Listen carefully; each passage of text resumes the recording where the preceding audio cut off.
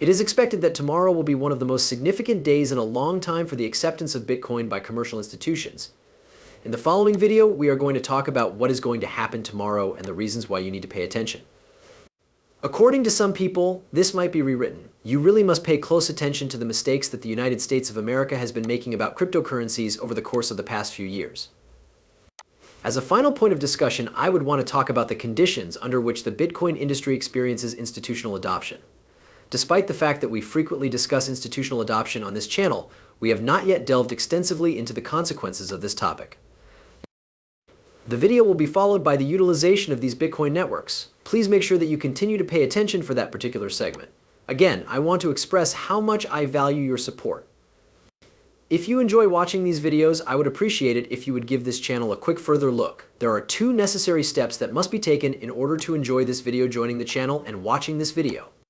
The public will vote tomorrow to repeal the 121st Amendment. There is a possibility that this vote will be one of the most important ones in the Bitcoin industry in a very long time. Please assist me in any way you can, and I hope you find the content to be enjoyable. Essentially, the Securities and Exchange Commission (SEC) has issued a bulletin known as SAB 121, which prohibits financial institutions from working with cryptocurrencies at this time. Bulletin number 121 was published by the Securities and Exchange Commission (SEC) to ban institutions from using cryptocurrency. The legislation was eventually repealed by Congress, which made it possible for companies to resume using Bitcoins. Within a short period of time, Biden overrode the repeal, which prevented institutions from using Bitcoins once more. In addition, we are currently attempting to circumvent the Biden decision in order to allow companies to make use of cryptocurrency. The fact that everything is somewhat tricky is something that I am aware of, but tomorrow we will present another vote. Section 121 ought to be removed by Congress in order to make it possible for institutions to interact. At the moment, the Bitcoin industry is the primary engine behind everything. This is of the utmost importance for those of us who possess XRP. The fact that our thesis serves as the primary argument illustrates why this is significant.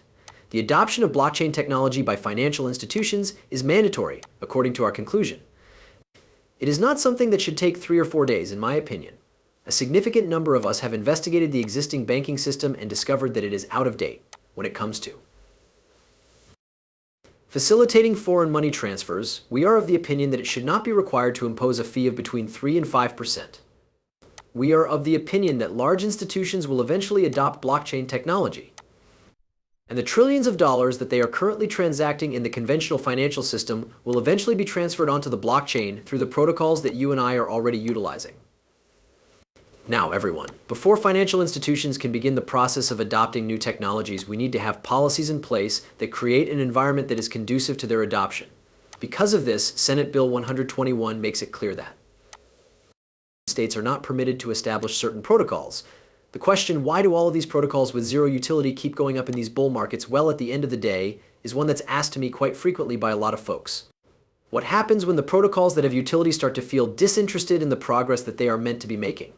On the other hand, technologies are unquestionably a significant obstacle that the SEC has proposed in order to prevent the proliferation of this industry. It makes perfect sense, gentlemen, that investment capital would be going significantly more into retail-oriented industries and significantly less into traditional banking institutions. Having said that, I am of the opinion that this will be a situation that is only temporary. We are aware that the majority of the volume was controlled by the major corporations that were a part of the previous banking system. Large financial institutions are the ones that deal with quadrillions of dollars on an annual basis and trillions of dollars on a weekly basis. In the end, they do not move nearly as much money as they do in retail, which is why I believe that they will accept these next generation payments, despite the fact that they are rather important. For the same reason, I believe that institutions will deploy these new payment systems. On the basis of these blockchain technologies, we are going to see the development of completely new products. These technologies are going to be considerably faster and more efficient. Due to the fact that these products are unintelligible within a conventional financial system, the repeal of SB 121 is essential to our thesis regarding the entry of institutions into this market and the utilization of these blockchain services for their existing, full-fledged use cases. Tomorrow is the day that the vote is set to take place. A vote is going to take place the following day. When all is said and done, I believe that we will have sufficient votes to overturn Senate Bill 121. It is reasonable to assume that Democrats will take Biden's recommendation and refrain from repealing Senate Bill 121. It is possible that the situation is More intriguing than the majority of people realize, as a significant number of Democrats are currently losing local elections as a result of their hostility to blockchain technology and cryptocurrencies, despite the fact that there is none of either of these things. Voters that support cryptocurrency are the only ones. They are either campaigning for anti-blockchain policies or promoting policies that are anti-cryptocurrency, as there are no voters that are against coins. The blockchain community is opposed to policies such as Senate Bill 121, and as the popularity of their party continues to fall in the polls, many Democrats are contemplating whether or not they should embrace blockchain technology in order to enhance their prospects of winning elections.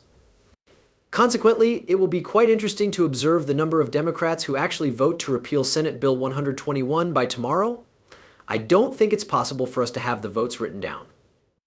I am of the opinion that something ought to be done. There is a good chance that many of them will answer yes. I don't understand why we would back a policy that is anti-technology when it doesn't make any sense to be anti-technology. Being anti-internet was a position that never made any true sense. Gentlemen, I am of the opinion that the repeal of this act will have a bigger degree of support than the majority of people do expect it will receive. However, taking into consideration the circumstances that currently exist, I do not believe that the repeal of this act will be unavoidable. I am of the opinion that it will continue to be, at the very least, incredibly beneficial in proving that opposing cryptocurrencies is an ideology that is damaging. The ongoing support of these anti-cryptocurrency laws is met with opposition from a large number of individuals, including Democrats. Over the course of time, we will reap the benefits of growing partisanship in the Bitcoin field as more and more individuals express their viewpoints on both sides of the issue. The Bitcoin market is not something that we want to become a heated political issue in our industry. There is a lack of logic in blockchain technology, just as it is not logical for the internet to be either Republican or Democratic. While it is wonderful that many parties are proposing measures to encourage this business, blockchain technology ultimately lacks logic.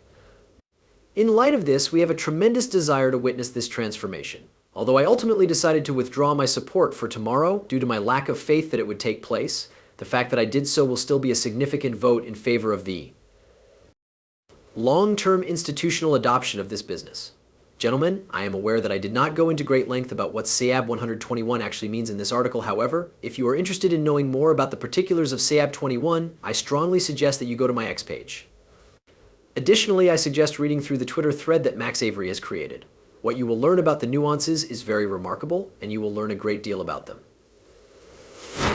Through our conversation on Twitter, you will be able to acquire a more in-depth comprehension of the SAB 1221.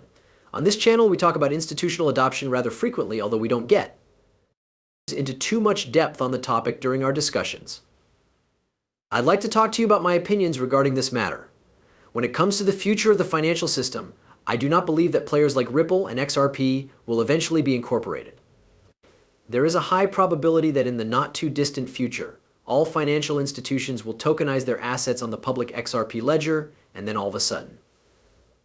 For the same reason that you wouldn't want your bank account to be accessible to your neighbors on the XRP ledger, the whole financial system will work on XRP from this point forward. All individuals would be able to view your financial situation. Because doing so would expose them to both public scrutiny and competition, large institutions whose products you consume will not want their funds to be accessible on the XRP ledger. This is because doing so would expose them to competitive pressure. However, it continues to be of the utmost importance. I am of the opinion that there will be a combination of public and private solutions, as well as institutionalized blockchains such as these, as a result of institutions interacting with one another.